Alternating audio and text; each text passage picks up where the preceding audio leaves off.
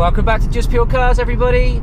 You joined me in the BMW today. It's another very chilly day in the UK, and I just wanted to take a moment to do a quick roundup of two big news stories that have come out of the car world in the last 24 to 48 hours. I wanted to share them with you and get your input and your thoughts around these subjects. So let's get cracking.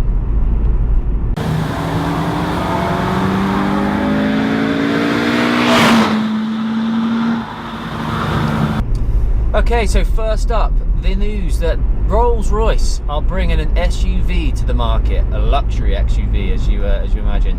Codename Project Cullinan. Apparently, it was announced to the board of the shareholders last April that they'd be doing this, and then they started testing. And over the last 24 hours, we've seen the first shots of what this huge beast is going to look like. Now, admittedly, it was under camouflage, so you can't get a true sense of what it looks like, but you can just see this pure scale of this thing is going to be massive. It's going to have that traditional Rolls Royce front end with a huge blocky grille, flat-sided, and you just know this thing is going to be huge. And apparently it's going to have some sort of unusual seat configuration inside. Now I can't find any details of what that's going to look like yet, but I would assume it's going to have two large airplane style seats in the back for the the main occupants who are going to be driven around, because I doubt people will be driving this themselves, they'll be driven in it. And then I wonder whether we'll actually see some reverse seat configuration, that goes up to the back of like the driver's cab, so to speak, like you'd see in like a limousine, or something like the president of the US will drive around in, so they've got their aides that can sit and talk to them and they can have a meeting on the go. So maybe we'll see something like that. Or maybe I'll be completely wrong and it will just be traditional, but let's say there's been discussions around this unusual seat configuration that's coming out.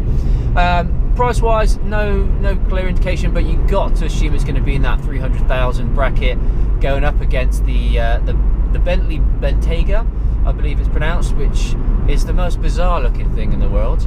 And a lot of people have said it draws on the Q7 for its base and a lot of its interior finishings.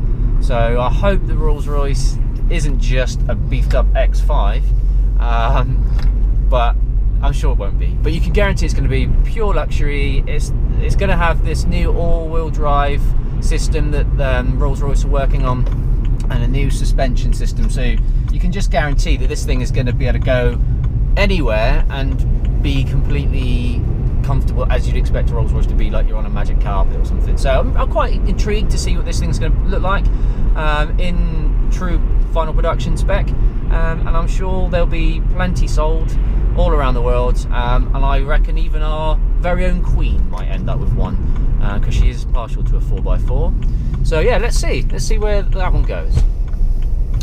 And then the next story, it's got to be the biggest story out of the car world of the month, maybe even the year.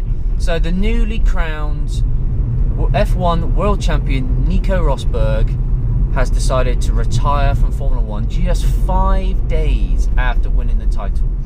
Now, his reason, he put out a statement saying, "I've climbed the mountain, I've reached the peak, there's nothing left for me to do, and I want to retire at the top and spend more time with my family." Now, do you know what? Absolute respect to him for doing that, if that's what he wants. Family's got to come first, and I can imagine the grueling schedule that is a Formula 1 championship calendar is going to take a lot out of you. And if you watched any of the races, you can see that he put everything into it this year to go up against Lewis, and the pressure on him must have been immense.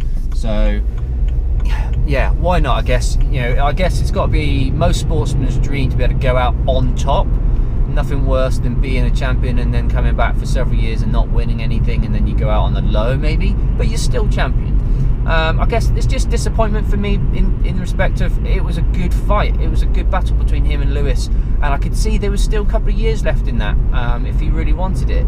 But I respect his decision, and if you look at the whole paddock that have been tweeting, all the ex-drivers and current drivers, they say the same thing. So I think they completely get it. But it was a bit of a shock. The Mercedes team boss even said himself, Tom Wolff said, it was a complete surprise to him. He was not expecting Nico to come with that, that request to retire, and because of his conviction and clarity of his decision, he just instantly said yes, no problem. So I guess, you know, it was a shock to everybody, but yeah, it's a shame. It won't be the same without him next year. But what it does mean is we've got an open seat at Mercedes, which is, you know, unarguably the best team at the moment, the best car. So who's going to be Lewis Hamilton's teammate? You know, he says he won't have any say in who it's going to be. Is it going to be a young gun coming through to give them a new challenge in a really good car, or are we going to see Sebastian Vettel or someone like that move over into that seat and take the fight to Lewis? Do you know what? Either way, however it is, I think it will just be interesting. And with all the rule changes and everything that's coming next year, who knows? It's going to throw a massive spanner in the works. So I think we'll see a lot of different results in the next season. But yeah, I think that's probably the biggest news story of the moment, and it was a bit of a shock to me, so I thought it was worthwhile putting a video together. I'd love to hear your thoughts on it. Do you think Nico's done the right thing? Should he be retiring right now, or should he have stayed around to see if he could defend that championship? Some people say a true champion is one that can win it and then defend it, but at the end of the day, if you win a championship, you're a champion. And if he wants to spend more time with his family, I think fair play to him. But yeah, tell me what you guys think. Also, let me know what you think about this crazy new SUV coming from Rolls Royce. What you think the seat configuration might be like. And yes, I'd love to hear your comments. And if you like the video, give me a thumbs up. If you haven't done so already, please subscribe. And yeah, share the words. Let's try and grow this channel as best we can. And I will be back soon with more content for you. All right, take it easy, guys. See you later.